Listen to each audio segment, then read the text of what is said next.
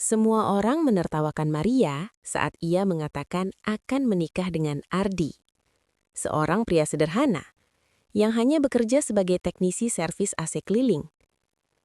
Maria itu cantik, masih muda, kok pilih tukang? Banyak yang lebih mapan, kenapa justru dia?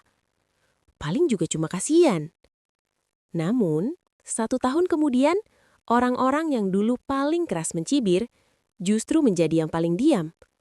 Karena mereka akhirnya sadar, Maria tidak salah memilih, dan Ardi bukan pria biasa seperti yang mereka kira. Maria tidak pernah membayangkan hidupnya akan berubah secepat itu.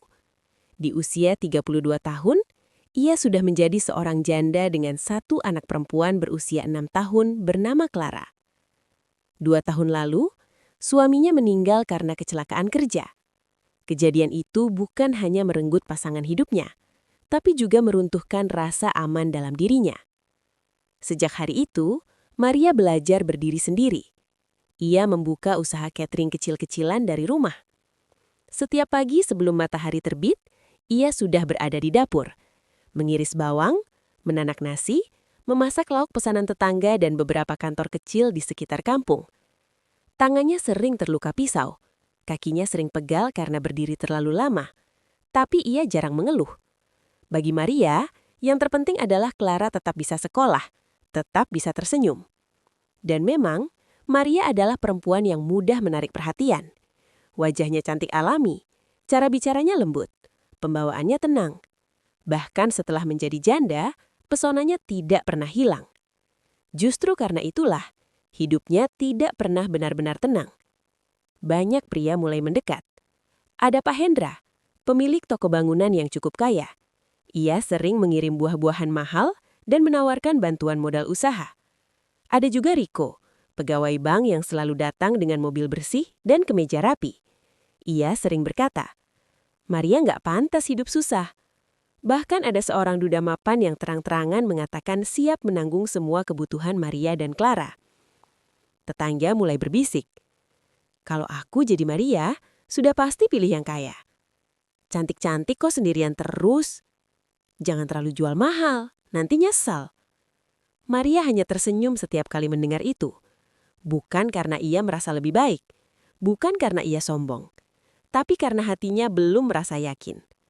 Setiap pria yang datang memang menawarkan kenyamanan, tapi entah mengapa Maria selalu merasa seperti sedang dipilih karena penampilannya, bukan karena siapa dirinya sebenarnya. Ia pernah mencoba membuka hati. Ia pernah mencoba makan malam bersama salah satu dari mereka. Namun percakapan itu selalu berujung pada hal yang sama, materi, status, atau rencana masa depan yang terasa terlalu cepat. Hingga suatu siang, saat udara terasa panas dan AC rumahnya tiba-tiba mati, Maria menghubungi jasa servis yang direkomendasikan temannya. Dan disitulah ia pertama kali bertemu Ardi. Ardi datang dengan motor tua yang suaranya cukup berisik. Ia mengenakan seragam kerja sederhana yang warnanya mulai pudar. Wajahnya sedikit lelah, mungkin karena seharian bekerja di bawah terik matahari. Ia tidak membawa wibawa seperti pengusaha, tidak membawa gaya seperti pegawai bank. Ia hanya membawa tas peralatan dan sikap yang sopan. Permisi Bu, saya Ardi, mau cek AC-nya. Maria mempersilahkan masuk. Selama hampir 1 jam, Ardi bekerja tanpa banyak bicara. Ia fokus membongkar unit AC, membersihkan filter, mengecek kabel. Sesekali ia menjelaskan kerusakan dengan bahasa sederhana agar Maria mengerti. Yang membuat Maria diam-diam memperhatikannya bukanlah keahliannya, melainkan sikapnya pada Clara. Saat Clara mendekat dan bertanya polos, Om lagi ngapain? Ardi tersenyum sabar. Om lagi bikin AC-nya dingin lagi, supaya Clara nggak kepanasan. Clara tertawa kecil. Sudah lama, Maria tidak melihat anaknya seceria itu dengan orang asing. Setelah selesai, Ardi tidak mencoba berbasa-basi berlebihan. Ia menyebutkan biaya servis sesuai standar, bahkan menolak ketika Maria mencoba memberi tambahan. Cukup segini saja, Bu. Rezeki sudah ada yang atur. Kalimat itu sederhana, tapi entah mengapa terasa berbeda. Sejak hari itu Maria mulai mengenal Ardi lebih sering. Bukan karena sengaja mencari alasan, tapi karena memang AC rumahnya butuh perawatan rutin. Dan setiap kali Ardi datang, suasana rumah terasa lebih hangat. Ia tidak pernah bertanya soal masa lalu Maria secara berlebihan. Ia tidak pernah mencoba menggoda. Ia tidak pernah menyinggung soal status janda. Ia hanya bersikap normal. Dan justru itu yang membuat hati Maria mulai goyah. Namun, ia belum tahu bahwa pilihan kecilnya untuk mulai membuka hati kepada Ardi akan membuat seluruh kampung memperbincangkannya. Dan ujian sebenarnya belum dimulai. Maria mulai menyadari ada sesuatu yang berubah, bukan hanya di dalam hatinya, tapi juga di sekitar rumahnya. Awalnya ia tidak terlalu peka. Ia pikir semua orang sibuk dengan urusan masing-masing. Tapi suatu pagi, saat ia mengantar Clara ke sekolah, beberapa ibu-ibu di warung dekat gerbang menatapnya berbeda. Tatapan itu bukan sekedar melihat. Tatapan itu menilai. Begitu Maria lewat, suara mereka pelan-pelan mengecil. Lalu saat ia sudah menjauh, terdengar lagi bisikan yang dibungkus tawa kecil. Maria mencoba mengabaikannya. Namun hari berikutnya bisik-bisik itu semakin jelas. Bahkan ada yang pura-pura ramah. "Maria, kemarin si Ardi datang lagi ya?" tanya Bu Nuri sambil mengaduk kopi. Maria mengangkat alis. "Iya, servis AC. Kenapa, Bu?" Bu Nuri tersenyum, tapi senyumnya terlalu lebar. "Oh, nggak apa-apa. Cuma sering ya sekarang." Maria menahan nafas. Ia paham, kampung ini punya satu kebiasaan yang sulit diubah, yaitu mereka senang membicarakan hidup orang lain. Tapi Maria tidak mengira topik itu akan menjadi dirinya. Ardi memang beberapa kali datang, kadang untuk servis AC, kadang membantu memperbaiki stop kontak yang longgar, kadang hanya mengantar barang pesanan catering yang terlambat datang karena kurir salah alamat. Ia tidak pernah meminta imbalan untuk hal kecil seperti itu. Ia hanya berkata, "Kebetulan saya lewat." Yang membuat Maria semakin tidak bisa menolak kebaikannya adalah cara Ardi memperlakukan Clara. Tidak berlebihan, tidak memanjakan, tapi tulus. Suatu sore, Clara menangis karena sepeda kecilnya rantainya lepas. Maria sedang sibuk menyiapkan pesanan catering. Ia belum sempat membantu. Ardi yang kebetulan datang untuk mengambil alat yang tertinggal, langsung jongkok di depan sepeda Clara. "Clara, sini, Om benerin ya." Clara mengangguk, hidungnya merah. Ardi bekerja cepat. Dalam beberapa menit, sepeda itu kembali normal. Clara langsung tersenyum lebar dan memeluk Ardi. "Om Ardi baik." Maria mematung beberapa detik. Ada perasaan hangat, tapi juga takut. Takut karena ia mulai merasa nyaman. Dan Maria tahu, rasa nyaman adalah pintu awal seseorang jatuh terlalu dalam. Gosip makin liar ketika suatu malam Ardi mengantar Maria dari pasar. Bukan karena mereka janjian, tapi karena Maria membawa banyak barang dan tiba-tiba hujan deras. Ardi kebetulan sedang memperbaiki AC di rumah tetangga depan pasar. Melihat Maria kesulitan lalu menawarkan bantuan. "Bu Maria, saya antar ya, hujannya deras." Maria menolak pelan. "Gak usah Ardi, nanti orang ngomong." Ardi hanya menatap hujan lalu berkata pelan. "Kalau orang mau ngomong, tetap saja ngomong. Tapi kalau Bu Maria sakit karena kehujanan, yang repot Bu Maria sendiri." Maria tidak bisa membantah. Akhirnya Ardi mengantar Maria dengan motor tua itu. Maria memeluk kantong belanja agar tidak basah, sementara Ardi melepas jaketnya dan memakaikannya ke Maria. Ketika motor itu masuk gang kampung, beberapa orang melihat. Dan besoknya, seperti api disiram bensin, gosip menyebar lebih cepat. "Maria dibonceng Ardi. Katanya Ardi itu cuma tukang AC loh. Janda cantik kok pilih yang begitu. Jangan-jangan Maria sudah kepepet."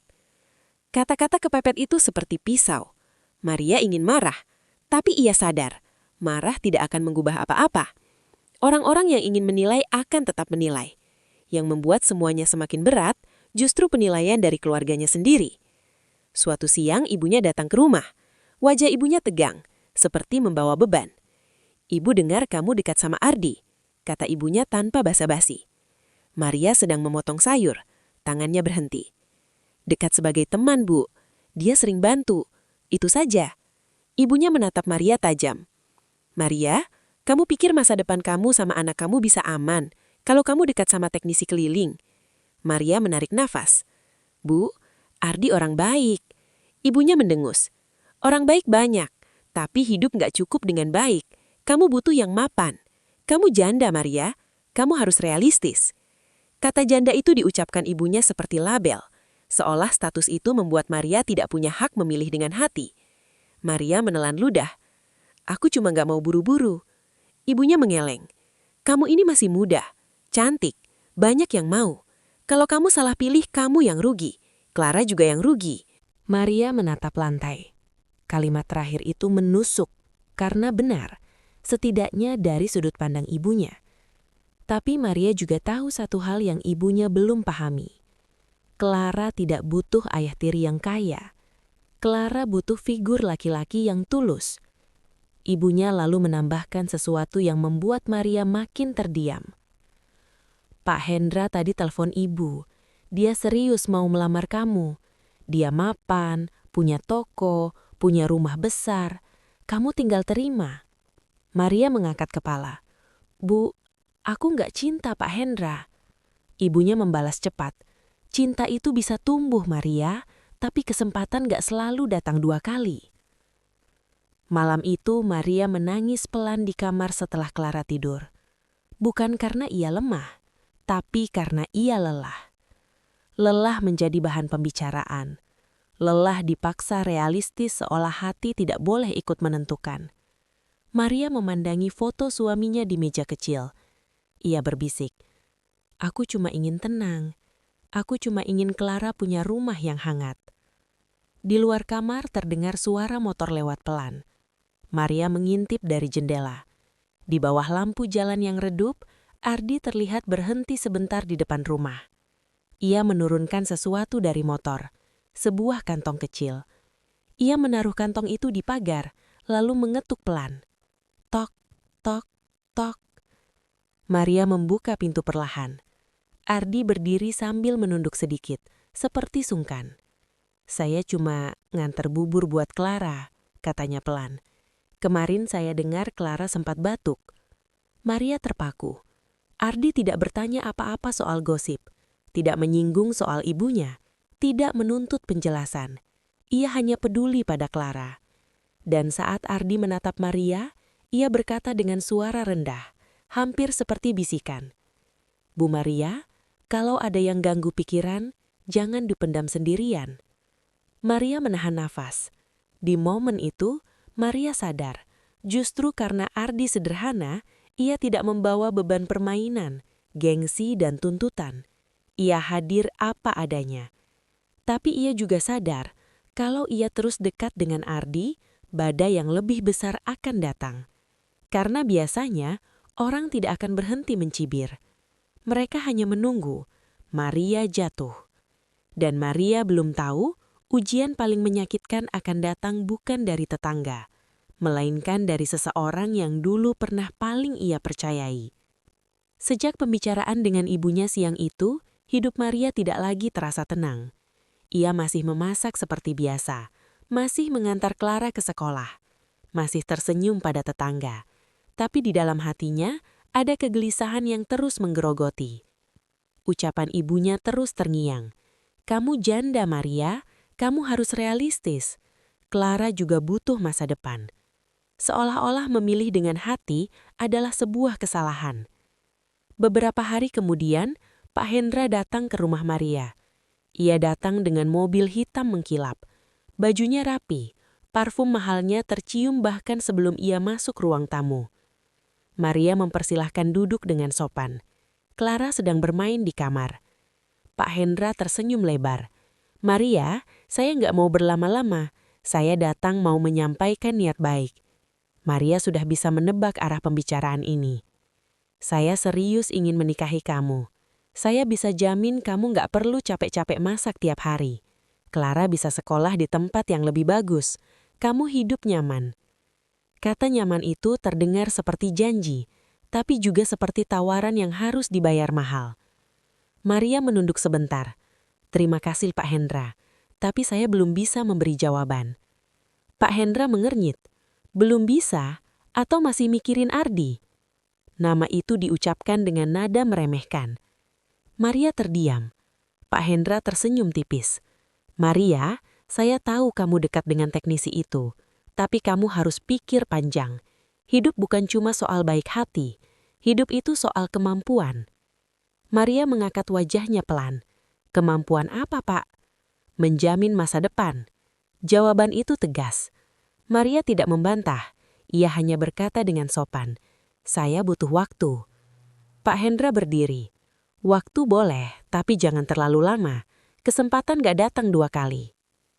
Mobilnya pergi meninggalkan debu tipis di depan rumah. Dan tanpa Maria sadari, beberapa pasang mata menyaksikan kedatangan itu dari kejauhan. Kabar lamaran Pak Hendra menyebar cepat. Ibu Maria kembali datang malam itu. "Kamu masih pikir apa lagi? Itu pria mapan, Maria. Banyak yang mau jadi kamu." Maria duduk diam di kursi kayu. "Ibu cuma mau kamu aman, Maria," lanjut ibunya dengan suara mulai melembut. "Ibu nggak mau kamu susah lagi." "Aman itu bukan cuma soal uang, Bu," jawab Maria pelan. Ibunya menggeleng. "Kamu terlalu pakai perasaan." Kalimat itu seperti vonis. Maria merasa seperti anak kecil yang tidak tahu apa-apa tentang hidup. Padahal ia sudah kehilangan suami, sudah melewati malam-malam panjang sendirian, sudah merasakan bagaimana rasanya dihitung-hitung oleh orang lain hanya karena status janda. Dan kini ia harus dihitung lagi karena pilihannya. Sementara itu, Ardi mulai merasakan perubahan. Ia tidak buta. Ia mendengar bisikan di bengkel kecil tempat ia sering nongkrong bersama sesama teknisi. "Ardi, kamu serius dekat sama Maria? Saingan kamu pengusaha loh. Jangan mimpi terlalu tinggi." Ardi hanya tersenyum kecil. Ia tidak pernah merasa sedang bersaing. Baginya, Maria bukan trofi. Tapi ia juga sadar, semakin dekat ia pada Maria, semakin besar tekanan yang akan diterima perempuan itu. Dan Ardi tidak ingin Maria diserang karena dirinya. Beberapa hari kemudian, Ardi datang untuk servis rutin. Namun kali ini suasananya berbeda. Maria bisa merasakan jarak dalam cara Ardi berbicara. Lebih singkat, lebih formal. Clara masih menyambutnya dengan ceria, tapi Ardi tidak lagi lama-lama bermain. Setelah selesai, ia berkata pelan, "Bu Maria, mungkin ke depan kalau butuh servis bisa panggil teknisi lain saja." Maria terkejut. "Kenapa?" Ardi menunduk sebentar. "Saya nggak mau bikin Bu Maria jadi bahan omongan." Hati Maria seperti ditarik pelan. "Kamu peduli sama omongan orang?" tanya Maria. Suaranya hampir bergetar. Ardi tersenyum kecil. "Saya nggak peduli kalau itu soal saya, tapi saya peduli kalau itu soal ibu." Kalimat itu sederhana, tapi berat. Maria menatap Ardi mencoba membaca isi pikirannya. "Kamu menjauh karena mereka?" tanya Maria lagi. Ardi menghela nafas. "Saya cuma teknisi keliling, Bu Maria. Saya tahu posisi saya." Maria ingin membantah, ingin mengatakan bahwa posisinya tidak ditentukan oleh pekerjaan. Tapi kata-kata itu tertahan di tenggorokan. Karena untuk pertama kalinya, Maria sadar bahwa Ardi mulai merasa tidak pantas. Bukan karena ia tidak mampu mencintai, tapi karena dunia membuatnya merasa kecil. Setelah Ardi pergi, rumah terasa lebih sepi dari biasanya. Clara bahkan bertanya polos, "Mama, Om Ardi marah ya?" Maria menggeleng pelan. "Enggak sayang, tapi di dalam hatinya ada kekosongan yang mulai terasa." Maria mulai merasakan apa artinya menghilang, bahkan sebelum benar-benar menghilang. Malam itu pesan masuk ke ponselnya. Dari Ardi. "Maaf kalau saya bikin Bu Maria repot. Saya cuma nggak mau bikin Bu Maria jadi bahan omongan. Bu Maria pantas dapat yang lebih baik." Maria membaca pesan itu berulang-ulang. "Kamu pantas dapat yang lebih baik." Kalimat itu bukan merendahkan dirinya. Itu adalah cara Ardi melindungi dirinya, dengan cara menjauh. Air mata Maria jatuh tanpa suara. Ia sadar satu hal malam itu. Kalau ia membiarkan Ardi pergi, mungkin ia akan hidup lebih aman menurut orang lain. Tapi hatinya tidak akan pernah benar-benar tenang. Dan Maria harus segera mengambil keputusan. Karena di saat ia masih ragu, Pak Hendra sudah mulai menyiapkan sesuatu yang lebih besar. Sesuatu yang akan memaksa Maria memilih di depan semua orang. Hari itu adalah acara syukuran kampung. Tenda biru dipasang di lapangan kecil dekat musola. Ibu-ibu membawa makanan, anak-anak berlarian, dan para bapak duduk berkelompok sambil berbincang. Maria datang bersama Clara. Ia mengenakan dress sederhana warna pastel. Tidak berlebihan, tapi tetap membuat banyak pasang mata menoleh. Sejak kabar lamaran Pak Hendra tersebar, suasana setiap kali Maria muncul selalu terasa berbeda. Ada yang tersenyum tulus, ada yang tersenyum penuh arti, dan ada yang terang-terangan menunggu apa yang akan terjadi. Maria tidak tahu bahwa hari itu akan menjadi hari yang menentukan. Acara berlangsung seperti biasa hingga tiba-tiba seorang panitia memanggil nama Pak Hendra ke depan. Awalnya orang-orang mengira hanya sambutan biasa. Namun ketika Pak Hendra berdiri dengan mikrofon di tangan dan meminta Maria maju ke depan, suasana langsing berubah. Bisik-bisik mulai terdengar. Maria membeku. Ibunya yang duduk di kursi belakang langsung menatapnya dengan harap. "Maria, maju saja," bisik salah satu tetangga. Dengan langkah pelan, Maria berjalan ke depan. Clara memegang tangannya erat. Pak Hendra tersenyum lebar. "Bapak Ibu sekalian," katanya lantang, "hari ini saya ingin menyampaikan sesuatu yang sudah lama saya niatkan." Suasana menjadi hening. "Saya ingin melamar Maria secara resmi di depan kalian semua." Terdengar tepuk tangan kecil dari beberapa orang. Wajah Maria terasa panas. Ia tidak pernah menyetujui cara ini. Tidak pernah meminta dilamar di depan umum. Pak Hendra melanjutkan, "Saya siap bertanggung jawab. Saya siap menjamin masa depan Maria dan Clara. Saya punya usaha, saya punya rumah, dan saya siap memberikan kehidupan yang lebih baik." Kata-katanya terdengar seperti presentasi bisnis. Orang-orang mulai bertepuk tangan lebih keras. Ibunya terlihat hampir menangis haru. Maria berdiri diam. Ia merasa seperti sedang dipamerkan. Seperti sebuah keputusan yang harus dibuat, bukan dengan hati, tapi dengan tekanan. Dan di antara kerumunan itu, Ardi berdiri di belakang. Ia datang hanya untuk menghadiri acara kampung. Tidak ada yang tahu perasaannya saat itu. Tangannya mengekal pelan. Ia tahu ia tidak punya apa-apa untuk ditawarkan secara materi. Ia tahu ia tidak bisa maju ke depan seperti Pak Hendra. Tapi hatinya bergejolak. Pak Hendra kemudian mengeluarkan kotak kecil dari saku jasnya. "Maria, maukah kamu menjadi istri saya?" Semua mata tertuju pada Maria. Beberapa orang bahkan sudah tersenyum, seolah jawabannya pasti iya. Maria memandang Clara yang berdiri di sampingnya. Clara menatapnya polos. "Ma, Om itu mau jadi papa ya?" Pertanyaan itu sederhana, tapi menghantam hati Maria. Apakah Clara hanya butuh seseorang yang kaya, atau seseorang yang benar-benar hadir? Maria menoleh ke arah kerumunan, dan tanpa sengaja, matanya bertemu dengan Ardi. Ardi tidak tersenyum, tidak memohon, tidak mengangguk. Ia hanya berdiri, dengan tatapan yang sulit dijelaskan. Tatapan yang berkata, "Apapun keputusanmu, aku terima." Dan justru itulah yang membuat hati Maria semakin bergetar. Detik terasa sangat lambat. Semua orang menunggu. Ibunya menatapnya dengan harap besar. Pak Hendra masih berlutut dengan percaya diri. Maria menarik napas panjang. Lalu dengan suara yang bergetar tapi tegas, ia berkata, "Maaf Pak Hendra, saya sangat menghargai niat baik Bapak, tapi saya tidak bisa menerima lamaran ini." Seolah waktu berhenti, beberapa orang langsung berbisik keras. "Apa? Ditolak? Dia gila ya? Sudah dilamar di depan umum kok nolak?" Wajah Pak Hendra berubah, senyumnya memudar. "Jadi, kamu menolak saya demi teknisi itu?" ucapnya dengan nada menahan emosi. Maria tidak menyebut nama Ardi, tapi diamnya sudah menjadi jawaban. Pak Hendra tertawa kecil namun terdengar pahit. "Baik, semoga kamu tidak menyesal." Ia pergi tanpa menoleh lagi. Acara menjadi kacau. Orang-orang mulai membicarakan Maria tanpa malu-malu. Sudah dikasih kesempatan emas malah ditolak. Nanti nangis juga dia. Cinta nggak bisa bayar listrik.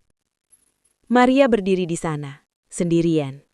Tapi tiba-tiba Clara memeluknya. "Ma, Jangan sedih, Clara tetap sama Mama. Air mata Maria hampir jatuh. Dan di tengah kerumunan itu, Ardi melangkah maju.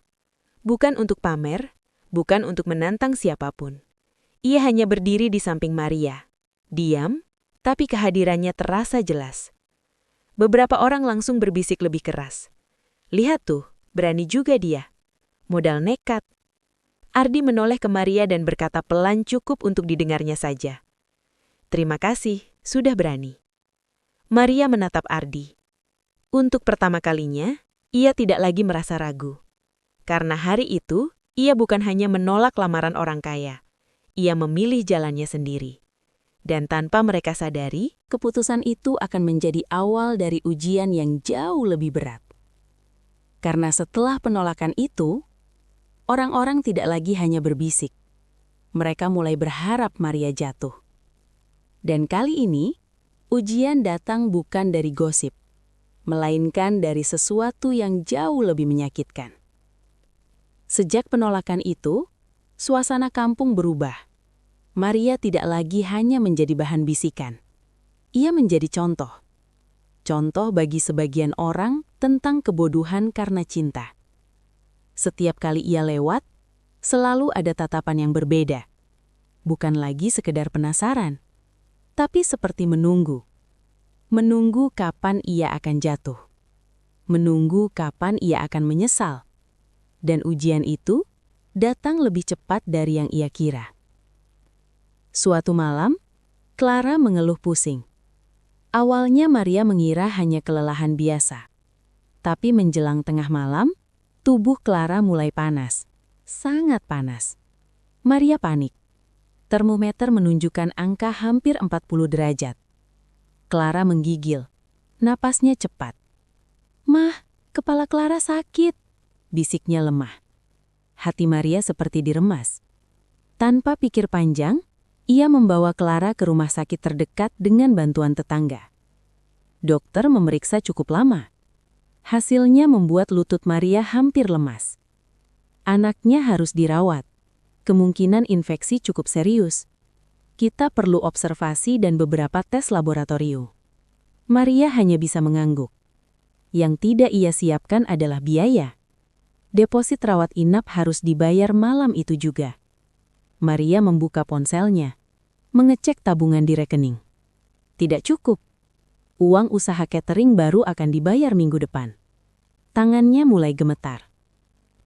Kabar Clara dirawat menyebar cepat. Dan seperti biasa, komentar datang lebih dulu daripada bantuan. Kasihan ya, kalau dia terima Pak Hendra mungkin gak bakal pusing soal biaya. Sekarang baru tahu rasanya realistis. Cinta gak bisa bayar rumah sakit. Kata-kata itu sampai ke telinga Maria lewat pesan-pesan tak langsung. Ia ingin menutup telinga. Tapi yang lebih menyakitkan adalah kenyataan bahwa ia memang tidak punya cukup uang. Ia sempat teringat Pak Hendra. Kalau ia menelpon sekarang, mungkin semuanya selesai. Tapi hatinya menolak. Bukan karena gengsi, tapi karena ia tahu, bantuan itu akan menjadi harga yang harus dibayar seumur hidup. Maria duduk sendirian di lorong rumah sakit. Clara sudah dipindahkan ke kamar rawat. Ia menunduk, menahan tangis. Di saat itulah, seseorang duduk di sampingnya. Ardi. Ia terlihat sedikit terengah. Mungkin baru selesai bekerja. "Clara gimana?" tanyanya pelan. Maria tidak bisa lagi menahan air matanya. "Harus dirawat. Tapi aku belum cukup uang buat deposit." Suara Maria pecah. Ardi diam beberapa detik. Lalu tanpa banyak bicara, ia membuka tas kecilnya. Ia mengeluarkan sebuah amplop tebal. "Ini tabungan saya." Maria terkejut. "Ardi, jangan." "Ambil," potong Ardi luwut tapi tegas. "Saya simpan ini buat buka usaha kecil. Tapi usaha bisa nanti. Clara nggak bisa nunggu." Maria menatap amplop itu. "Ini semua uang kamu." Ardi setersenyum kecil. "Kalau uang ini bisa bikin Clara sembuh, berarti ini bukan hilang. Ini jadi berkah." Kalimat itu sederhana. Tapi bagi Maria, Itu seperti pelukan di tengah badai. Ia menangis lebih keras, bukan karena malu, tapi karena merasa tidak sendirian. Ardi mengurus administrasi rumah sakit tanpa banyak bicara. Ia berdiri di depan loket, menyerahkan uangnya dengan tenang. Beberapa orang kampung yang kebetulan melihat kejadian itu mulai berbisik lagi. Serius dia bayar? Uangnya dari mana? Paling cuma sok pahlawan. Namun Ardi tidak peduli. Baginya malam itu hanya ada satu hal penting. Clara harus sembuh. Hari-hari di rumah sakit terasa panjang. Maria tidur di kursi kecil di samping randang Clara. Ardi datang hampir setiap malam setelah bekerja. Kadang membawa makanan sederhana. Kadang hanya duduk menemani. Tidak pernah sekalipun ia mengungkit soal uang. Tidak pernah sekalipun ia menyinggung soal lamaran Pak Hendra. Ia hanya hadir. Dan justru kehadiran itu yang membuat Maria semakin yakin ia tidak salah memilih. Suatu malam, Clara membuka mata pelan dan melihat Ardi. "Om Ardi, jangan pergi ya," bisiknya lemah. Ardi menahan napas. "Om di sini." Clara tersenyum kecil sebelum tertidur lagi. Maria melihat pemandangan itu dengan dada yang penuh. Di luar sana, mungkin orang-orang masih menganggap Ardi tidak layak. Tapi di ruangan kecil rumah sakit itu, Ardi adalah satu-satunya yang benar-benar berdiri di sisi mereka. Namun ujian belum selesai. Biaya rumah sakit ternyata lebih besar dari perkiraan. Tes tambahan, obat tambahan. Maria mulai khawatir lagi. Tabungan Ardi hampir habis. Dan saat Maria pulang sebentar ke rumah untuk mengambil pakaian Clara, ia melihat sesuatu yang membuat jantungnya berdegup kencang. Motor tua Ardi tidak ada di depan rumahnya. Ia menghubungi Ardi. "Motor kamu di mana?" Ardi terdiam beberapa detik sebelum menjawab pelan. "Saya jual." Maria membeku. "Ardi, itu satu-satunya kendaraan kamu. Saya bisa naik angkot sementara. Yang penting Clara sembuh." Air mata Maria jatuh lagi. Di saat orang-orang mengukur kelayakan Ardi dari pekerjaannya, Ardi justru mengorbankan satu-satunya asetnya tanpa ragu. Dan tanpa Maria tahu, beberapa orang kampung mulai melihat. Mulai bertanya dalam hati, apakah mereka salah menilai selama ini? Namun masih ada sebagian yang tetap menunggu. Menunggu apakah setelah ini, Maria akan tetap bertahan. Atau akhirnya menyerah. Karena setelah Clara sembuh nanti, kehidupan tidak serta-merta mudah. Justru tantangan yang lebih besar sedang menunggu Ardi. Dan kali ini bukan hanya soal uang. 2 minggu kemudian, Clara akhirnya diperbolehkan pulang. Wajahnya memang masih pucat, tapi senyumnya sudah kembali. Maria memeluk anaknya erat-erat di depan rumah sakit, seolah tidak ingin melepaskannya lagi. Ardi berdiri sedikit jauh, memperhatikan dengan tatapan lega. Tidak ada yang tahu, di balik wajah tenangnya, ada kelelahan yang ia sembunyikan. Karena selama 2 minggu itu, Ardi tidak hanya kehilangan tabungannya, ia juga kehilangan kesempatan kerja terbesar yang pernah datang dalam hidupnya. Beberapa hari sebelum Clara dirawat, sebenarnya Ardi mendapat tawaran proyek besar. Sebuah kantor baru di kota membutuhkan instalasi dan perawatan AC untuk seluruh gedung. Nilainya tidak kecil. Jika berhasil, Ardi bisa mengembangkan usaha kecilnya lebih cepat. Ia sudah hampir menyetujui kontraknya. Namun ketika Clara masuk rumah sakit, Ardi membatalkan semuanya. Ia memilih berada di rumah sakit setiap malam. Dan proyek itu jatuh ke teknisi lain. Ketika rekan kerjanya mengetahui hal itu, mereka hanya menggeleng. "Ardi, kamu terlalu pakai perasaan. Kesempatan kayak gitu nggak datang 2 kali. Kamu pikir cinta bisa bayar masa depan?" Ardi tidak menjawab. Baginya, keputusan sudah diambil. Tapi konsekuensinya mulai terasa. Karena motor tuanya sudah dijual, Ardi kini naik angkot atau berjalan kaki dari satu rumah ke rumah lain. Ia harus bangun lebih pagi dan pulang lebih malam. Tubuhnya lebih cepat lelah. Pendapatannya pun menurun karena ia tidak bisa menerima pekerjaan sebanyak dulu. Dan seperti biasa, Kampung tidak pernah kehabisan komentar. Lihat tuh, sekarang malah tambah susah. Sudah miskin makin miskin. Maria bakal sadar juga nanti. Maria mendengar semuanya. Dan untuk pertama kalinya sejak ia menolak Pak Hendra, hatinya goyah sedikit. Bukan karena ia meragukan Ardi, tapi karena ia takut Ardi terlalu banyak berkorban. Suatu malam Maria berkata pelan, "Ardi, kamu nggak perlu sampai segini buat kami." Ardi tersenyum kecil. "Saya nggak merasa berkorban." "Tapi kamu kehilangan proyek besar. Kamu jual motor." Ardi menggeleng. "Itu cuma benda dan pekerjaan. Kalau saya kehilangan kesempatan jaga Clara waktu sakit, itu baru penyesalan." Maria terdiam. Kalimat itu kembali menguatkannya. Namun kenyataan tetap harus dihadapi. Beberapa minggu setelah Clara sembuh, usaha catering Maria tiba-tiba mengalami penurunan pesanan. 2 pelanggan tetapnya berhenti tanpa alasan jelas. Belakangan Maria tahu, salah satu dari mereka ternyata saudara jauh Pak Hendra. Maria tidak menuduh, tapi ia bisa merasakan ada tekanan halus. Seolah-olah hidupnya sedang dipersempit perlahan. Suatu sore ibunya kembali datang. "Sekarang kamu lihat sendiri kan?" ucap ibunya pelan. Tidak lagi marah, tapi penuh kekhawatiran. "Hidup itu keras, Maria." Maria menatap ibunya dengan mata lelah tapi tegas. "Iya, Bu, hidup memang keras, tapi aku nggak mau hidup nyaman kalau harus mengkhianati hati." Ibunya tidak menjawab. Ia hanya menghela napas panjang. Untuk pertama kalinya, ibunya melihat sesuatu yang berbeda dalam diri Maria. Bukan keras kepala, tapi keyakinan. Sementara itu Ardi mulai merasakan tekanan dari dalam dirinya sendiri. Ia tidak pernah menyesali bantuannya, tapi ia mulai berpikir, bagaimana kalau ia benar-benar tidak mampu memberi kehidupan lebih baik?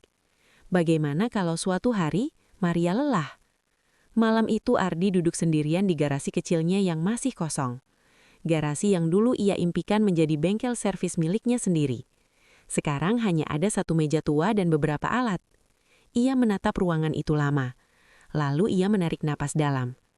"Kalau aku tidak punya kesempatan besar, aku akan buat sendiri." Sejak malam itu Ardi mulai berubah. Ia tidak lagi hanya menerima pekerjaan panggilan.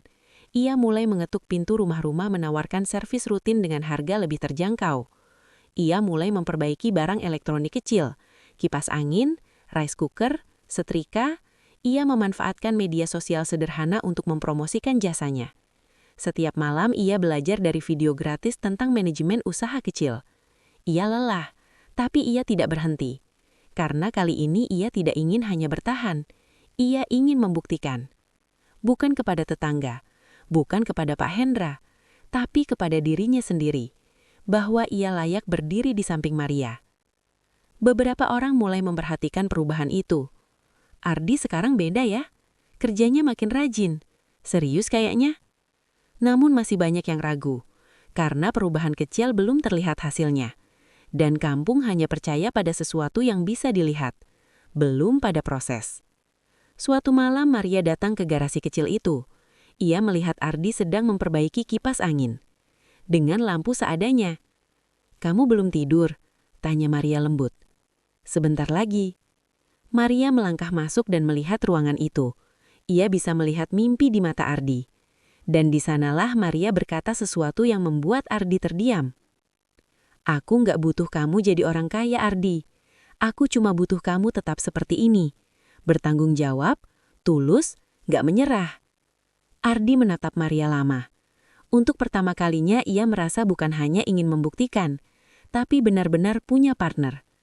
Namun mereka belum tahu bahwa usaha kecil itu akan segera diuji oleh sesuatu yang jauh lebih besar. Sebuah kesempatan baru akan datang. Kesempatan yang bisa mengubah hidup mereka, tapi juga bisa menghancurkan segalanya jika gagal.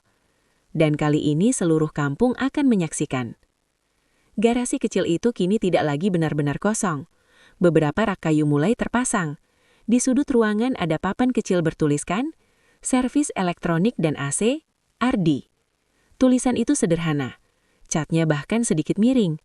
Tapi bagi Ardi, papan itu adalah langkah pertama menuju sesuatu yang lebih besar. Perlahan pelanggan mulai berdatangan. Awalnya hanya tetangga sekitar, lalu teman dari teman, lalu orang-orang yang mendengar bahwa Ardi tidak pernah menaikkan harga seenaknya. Ia bekerja cepat, jujur, dan selalu menjelaskan kerusakan tanpa dibuat-buat. Reputasinya tumbuh, pelan. Namun masalah muncul ketika sebuah toko elektronik besar di kecamatan sebelah mencari teknisi tetap untuk kerja sama servis. Syaratnya sederhana tapi berat. Harus punya tempat usaha resmi dan mampu menangani minimal 10 unit per hari. Jika lolos, penghasilannya bisa berlipat. Tapi jika gagal, reputasinya bisa hancur. Ardi membaca pengumuman itu berulang kali. Hatinya berdebar. Ini kesempatan yang dulu hampir ia dapatkan, tapi hilang. Dan sekarang kesempatan itu datang lagi, tapi dengan syarat yang lebih besar. Untuk memenuhi permintaan itu, Ardi butuh tambahan alat yang lebih modern, meja kerja tambahan, minimal 1 karyawan, dan surat izin usaha kecil. Semua itu berarti satu hal, modal, yang saat ini hampir tidak ia miliki. Tabungannya habis untuk Clara. Motor sudah terjual, pendapatan masih pas-pasan. Ardi duduk lama di garasi malam itu. Maria datang membawa 2 gelas teh hangat. "Kamu lagi mikirin apa?" tanya Maria pelan. Ardi menunjukkan pengumuman kerjasama itu. Maria membaca perlahan. Matanya membesar sedikit. "Ini bagus, Ardi." "Iya, tapi syaratnya nggak mudah." Maria tahu arti kalimat itu. Bukan sekedar sulit, tapi hampir mustahil untuk ukuran mereka sekarang. Kabar tentang peluang itu entah bagaimana sampai ke telinga warga. Dan seperti biasa, komentar datang lebih cepat dari dukungan. Ardi mau kerjasama sama toko besar. Mimpi. Modalnya dari mana? Garasinya aja sempit begitu. Bahkan salah satu tetangga berkata terang-terangan, "Jangan terlalu tinggi melompat, nanti jatuhnya sakit." Kata-kata itu sampai ke telinga Maria. Ia menahan amarah, tapi Ardi justru tersenyum ketika mendengarnya. "Mereka nggak salah," katanya suatu malam. "Dari luar memang kelihatan nggak mungkin." "Terus kamu mau nyerah?" tanya Maria. Ardi menatap papan kayu di dinding garasinya. "Enggak, tapi aku juga nggak mau gegabah." Beberapa hari kemudian, Ardi memberanikan diri menemui pemilik toko elektronik itu. Seorang pria tegas bernama Pak Yudi. Pak Yudi melihat proposal sederhana yang Ardi susun sendiri. "Tempat kamu kecil," katanya lugas. "Tenaga kamu cuma 1. Kalau saya kasih kontrak, kamu yakin bisa tanggung jawab?" Ardi tidak banyak bicara. "Saya mungkin kecil sekarang, Pak. Tapi saya nggak pernah lari dari tanggung jawab." Pak Yudi menatapnya lama. "Baik, saya kasih kamu kesempatan percobaan 1 bulan. Kalau kamu bisa tangani 8 unit per hari dulu, saya lanjutkan kontrak." Ardi hampir tidak percaya. Ia mengangguk tegas. Kesempatan itu akhirnya datang. Tapi tantangan baru dimulai. Masalah pertama muncul cepat. Untuk menangani 8 unit per hari, Ardi butuh bantuan. Ia merekrut Bima, pemuda pengangguran di kampung yang dulu sering nongkrong tanpa arah. "Serius, kamu mau kerja sama saya?" tanya Bima ragu. "Kalau kamu mau belajar dan gak malas," jawab Ardi. Bima menerima. Beberapa orang tertawa mendengar itu. "Rekrut anak gak jelas, tambah kacau nanti." Namun Ardi tetap melatih Bima setiap malam. Ia sabar mengajarkan dasar-dasar servis. Ia tidak pelit ilmu. Maria melihat semuanya. Ia melihat Ardi pulang lebih larut. Tangannya sering kotor oli dan debu. Matanya merah karena kurang tidur. Suatu malam, Maria berkata pelan, "Kalau terlalu berat, kita bisa pelan-pelan saja, Ardi." Ardi tersenyum. "Aku nggak mau hidup cuma cukup. Aku mau hidup layak buat kamu dan Clara." Maria terdiam. Kalimat itu bukan tentang gengsi. Itu tentang harga diri. Minggu pertama percobaan berjalan berat. Beberapa unit kembali karena masalah kecil. Bima melakukan kesalahan. Alat lama sering bermasalah. Orang-orang mulai kembali berbisik. "Tuh kan, sudah dibilang, nanti juga tutup." Namun Ardi tidak berhenti. Ia mengganti strategi. Ia membuat sistem kerja lebih rapi. Ia mencatat setiap keluhan pelanggan. Ia mengatur jadwal lebih disiplin. Dan perlahan, jumlah unit yang berhasil diperbaiki meningkat. 5 unit, 6 unit, 7 unit. Hampir menyentuh target. Namun tepat di minggu ketiga, datang satu kejadian yang bisa menghancurkan semuanya. Sebuah unit AC dari pelanggan besar mengalami kerusakan parah setelah diperbaiki. Jika gagal diperbaiki ulang, kontrak bisa dibatalkan. Dan kabar itu menyebar cepat. Ardi gagal. Sudah habis riwayatnya. Maria melihat Ardi duduk sendirian malam itu. Tidak marah, tidak mengeluh, tapi jelas, ia tertekan. Dan disitulah Maria sadar, ini bukan lagi soal cinta yang diremehkan. Ini soal apakah Ardi benar-benar bisa berdiri. Dan seluruh kampung kembali menunggu. Menunggu apakah Ardi akan jatuh, atau justru bangkit lebih tinggi dari yang mereka bayangkan. Unit AC itu berdiri di tengah garasi kecil Ardi seperti ancaman nyata. Itu bukan AC biasa. Itu milik salah satu pelanggan terbesar toko elektronik tempat Ardi bekerja sama. Jika gagal diperbaiki dengan sempurna, bukan hanya kontraknya yang hilang, reputasinya bisa hancur. Dan di kampung sekecil itu, reputasi adalah segalanya. Bima terlihat panik. "Bang, kalau ini nggak beres, kita selesai." Ardi tidak langsung menjawab. Ia duduk di kursi kayu kecil menatap mesin itu lama sekali. Ia tahu kesalahannya. Ia terlalu terburu-buru minggu ini. Terlalu memaksakan target. Kurang teliti pada bagian kompresor. Kesalahan kecil yang berdampak besar. Dan sekarang ia punya dua pilihan. Menutupi kesalahan dan berharap pelanggan tidak sadar sepenuhnya, atau mengakui semuanya dengan resiko kehilangan kontrak. Di luar sana kabar sudah menyebar cepat. AC pelanggan besar rusak lagi. Sudah pasti kontraknya diputus. Makanya jangan sok besar. Bahkan seseorang dengan sengaja berkata di depan warung saat Maria lewat, "Kadang kita harus tahu diri sebelum bermimpi terlalu tinggi." Maria tidak menjawab, tapi hatinya panas. Malam itu, Maria masuk ke garasi. Ardi sedang membongkar mesin dengan wajah serius. "Kamu bisa?" tanya Maria pelan. Ardi menghela napas. "Kalau cuma memperbaiki, mungkin bisa. Tapi masalahnya bukan cuma itu." Maria menatapnya. "Aku harus jujur ke Pak Yudi. Ini murni kesalahan kami." Maria terdiam. "Kalau jujur, kontraknya bisa dibatalkan." Ardi mengangguk pelan. "Tapi kalau aku nggak jujur, usaha ini dari awal sudah salah." Sunyi memenuhi ruangan. Lampu kecil menggantung di atas kepala mereka. Dan di momen itu, Maria tahu, Ardi tidak sedang berjuang hanya untuk uang. Ia sedang membangun sesuatu yang lebih besar, integritas. Keesokan harinya, Ardi mendatangi toko elektronik itu. Pak Yudi menerima dengan wajah datar. "Masalahnya serius," katanya tegas. "Saya tahu, Pak. Itu kesalahan saya. Saya siap tanggung biaya dan perbaikan ulang tanpa biaya tambahan." Pak Yudi menatapnya lama. "Kamu sadar ini bisa bikin saya rugi?" "Saya sadar, Pak." "Kenapa kamu nggak bilang saja ini kerusakan baru?" Ardi menunduk sebentar, lalu menjawab, "Karena kalau saya mulai bohong hari ini, usaha kecil saya nggak akan pernah besar." Ruangan itu hening. Pak Yudi tidak langsung menjawab. Beberapa detik yang terasa seperti berjam-jam berlalu. Akhirnya ia berkata pelan, "Banyak teknisi lebih pintar dari kamu, tapi jarang yang sejujur ini." Ardi mengangkat wajahnya perlahan. "Saya kasih kamu kesempatan terakhir," lanjut Pak Yudi.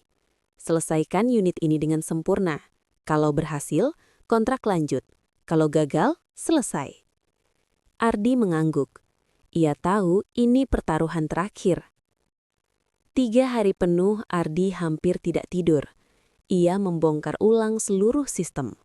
Ia membeli satu komponen baru dengan sisa uang terakhirnya. Ia meminta saran teknisi senior tanpa gengsi. Bima bekerja bersamanya sampai larut malam.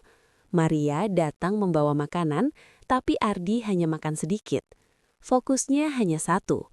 Ia tidak ingin membuktikan pada kampung. Ia ingin membuktikan pada dirinya sendiri bahwa ia layak. Hari pengujian tiba. Unit itu dinyalakan di depan Pak Yudi dan 2 stafnya. Detik pertama, suara mesin halus. Detik kedua, udara dingin mulai keluar stabil. Detik ketiga, tidak ada getaran aneh. Semua berjalan sempurna. Pak Yudi berdiri diam. Ia mendekat, mengecek beberapa bagian, lalu menoleh ke Ardi. "Kamu lulus?" Ardi hampir tidak percaya. "Kontrak lanjut, bahkan saya tambah kuota jadi 12 unit per hari. Tapi kamu harus tambah tenaga." Jantung Ardi berdegup keras. Itu bukan hanya selamat, itu naik level. Ketika kabar itu sampai ke kampung, reaksinya berbeda dari biasanya. Serius lanjut? Tambah kuota? Berarti dia berhasil.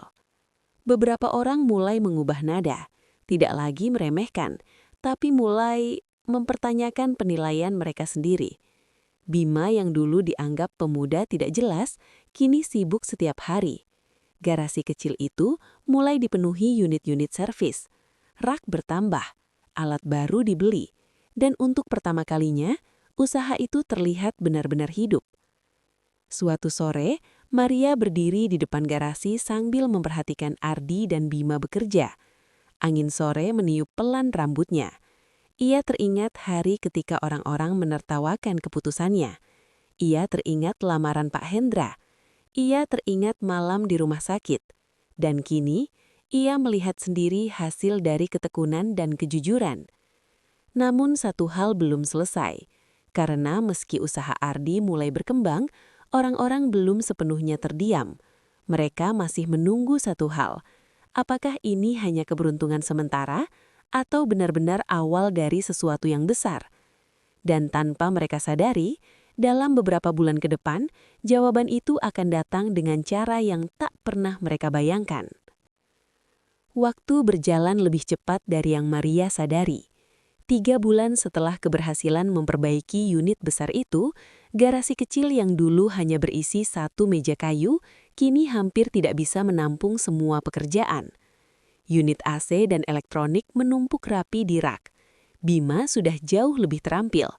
Bahkan Ardi merekrut 1 teknisi tambahan dari desa sebelah. Dan untuk pertama kalinya, penghasilan mereka stabil. Bukan sekedar cukup, tapi mulai berkembang. Suatu sore, Pak Yudi datang langsung ke kampung. Kedatangannya menarik perhatian warga. Mobilnya berhenti tepat di depan rumah Maria. Beberapa orang langsung keluar rumah, pura-pura menyapu atau duduk di teras.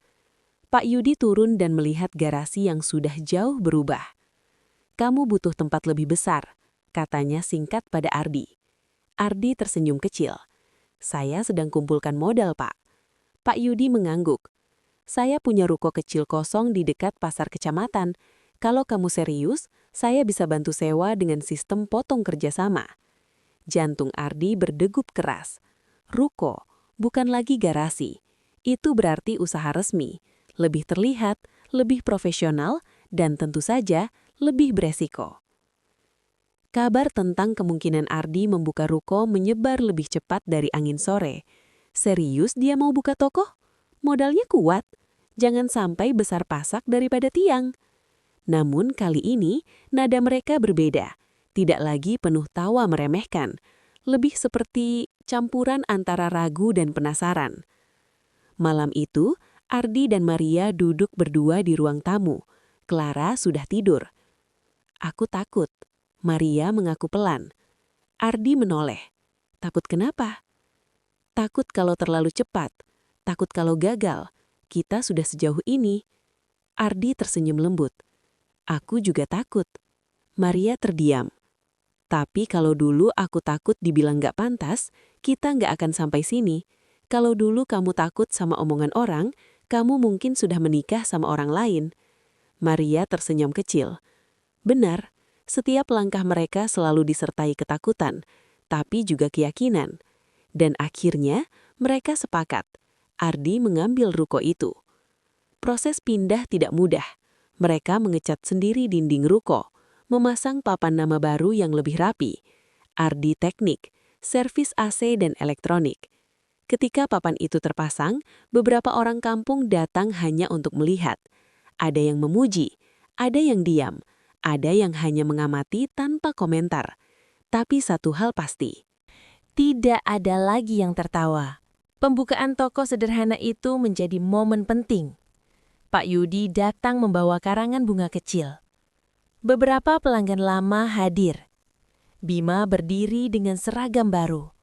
Dan Maria berdiri di samping Ardi dengan mata yang berkaca-kaca. Ia teringat saat Ardi menjual motor satu-satunya. Ia teringat saat mereka dihina. Ia teringat saat lamaran mewah ditolak. Dan kini, pria yang dulu disebut hanya tukang servis berdiri di depan toko miliknya sendiri.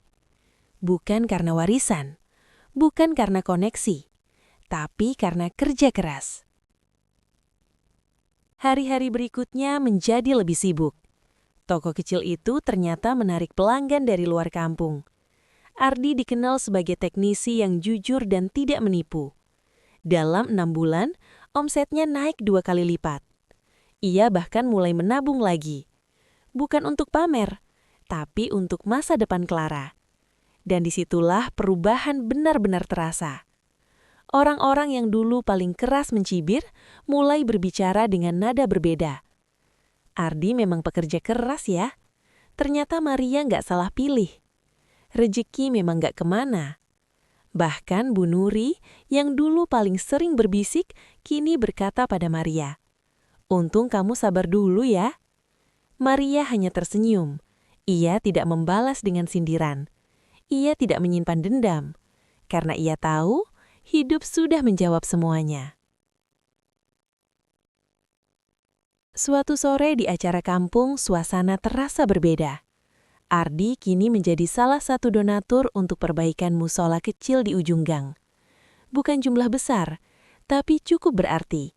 Dan saat namanya disebut, tidak ada lagi tawa kecil. Yang ada hanya tepuk tangan. Pak Hendra hadir di acara itu.